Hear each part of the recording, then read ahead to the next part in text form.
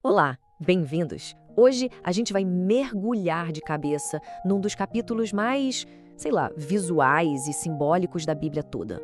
Êxodo 28. Sabe, aquele que fala das vestes sagradas dos sacerdotes. Mas já vou avisando. Esquece aquela ideia de que isso é só um catálogo de roupas antigas, tá? O que tem aqui não é sobre história da moda de jeito nenhum. É sobre uma mensagem de Deus, uma mensagem que foi literalmente costurada em linho, ouro e pedras preciosas. E pra gente ir direto ao ponto, tem essa frase que, resume tudo. Não é moda hebraica, é teologia vestida. É isso. Cada pecinha, cada cor, cada material, tudo foi instruído por Deus com um propósito muito claro. Pensa assim, as roupas eram tipo um sermão visual, sabe? Uma declaração sobre quem Deus é e, mais importante, sobre como ele se relaciona com a gente.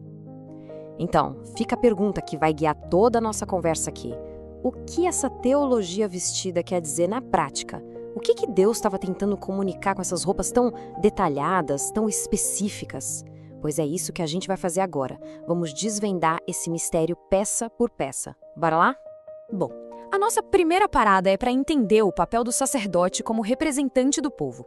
A ideia é a seguinte: ele nunca, jamais entrava na presença de Deus sozinho. Não mesmo. Ele literalmente carregava as pessoas com ele. E fazia isso de duas maneiras super simbólicas, com força e com afeição. E para fazer isso, existiam dois instrumentos-chave, vamos dizer assim. O éfode, que era tipo um avental ou um colete todo chique, e o peitoral, que era uma peça que ia bem em cima do peito. Eu sei, os nomes podem soar meio esquisitos hoje em dia, mas a função deles, nossa, de uma força, de um significado que vocês não fazem ideia. E essa imagem aqui mostra essa dualidade de um jeito perfeito. Dá uma olhada na comparação. De um lado, o éfode. Nele, os nomes das tribos iam nos ombros. Ombro, o que isso te lembra? Força, sustento, né? A ideia era carregar o peso do povo. Agora, olha para o outro lado, o peitoral. São os mesmos nomes, só que agora eles estão sobre o coração. Aí o símbolo muda completamente. Vira amor, vira afeição. A ação não é mais só carregar um peso, é guardar com carinho. É essa combinação de poder que sustenta e de amor que cuida que está bem no centro de toda essa mensagem. Ok, então o sacerdote carregava o povo nos ombros e no coração. Entendido. Mas e daí? O que ele fazia com essa representação toda? A resposta está no trabalho ativo dele, a mediação. E, gente, isso aqui não era uma tarefa qualquer, não. Era literalmente uma questão de vida ou morte. E só pra gente alinhar aqui o que é mediação, é basicamente o ato de se colocar no meio de duas partes para tentar reconciliar. Imagina só, o sacerdote ficava ali, no espaço entre um Deus que é totalmente santo e um povo que, não é. Ele era a ponte. Mas como é que o povo do lado de fora sabia que a mediação estava funcionando, que estava sendo aceita? Pelo som, é isso mesmo, pelo som. Na barra do manto azul que o sacerdote usava, tinham vários sininhos de ouro. Enquanto esses sinos estivessem tocando, era o sinal de que ele estava vivo lá dentro, se movendo na presença de Deus. Significava que a intercessão estava ativa. Agora, imagina o pavor se, de repente, ficasse tudo em silêncio. Então, não bastava só estar vivo. O mediador precisava ser qualificado.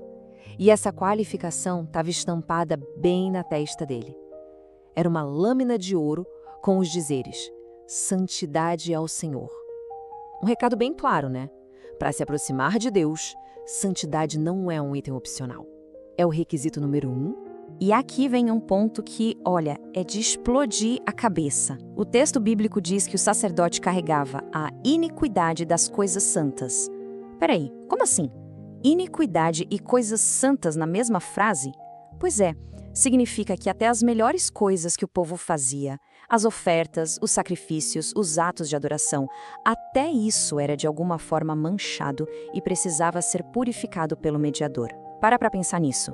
Até as nossas melhores intenções precisam de mediação.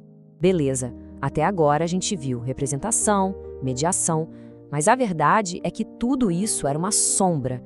Era tipo um ensaio geral para a peça principal.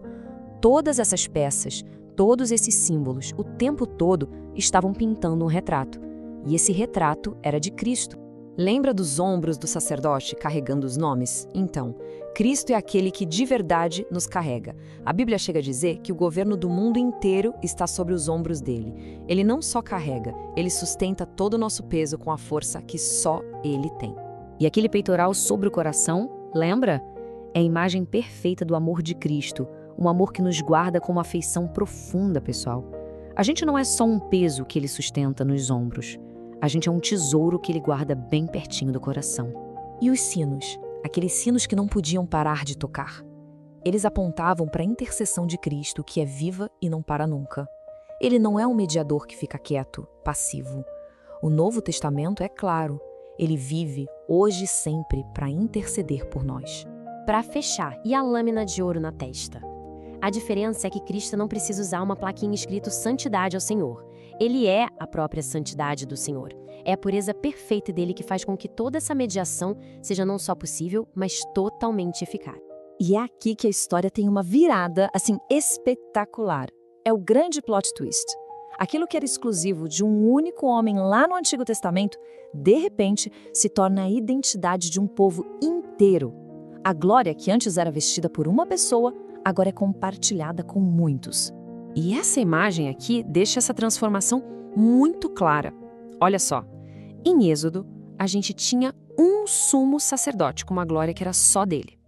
Agora, em Cristo, o Novo Testamento diz que nós somos um reino de sacerdotes.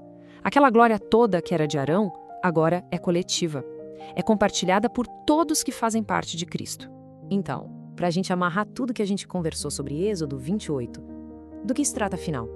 Bom, é sobre representação, sobre como a gente é levado para perto de Deus, é sobre mediação, aquela ponte indispensável entre o santo e o pecador, é sobre glória, a beleza da santidade que a gente pode ver, e no fim de tudo mesmo, é sobre Cristo. Sempre foi sobre Ele. E isso tudo nos deixa com uma última pergunta, para a gente ficar pensando. Se lá atrás a glória e a santidade de Deus podiam de fato ser vestidas, como é que essa mesma glória se manifesta hoje? Como ela aparece através de nós, que somos chamados de reino de sacerdotes? Fica aí a reflexão. Valeu por acompanhar a gente nessa jornada.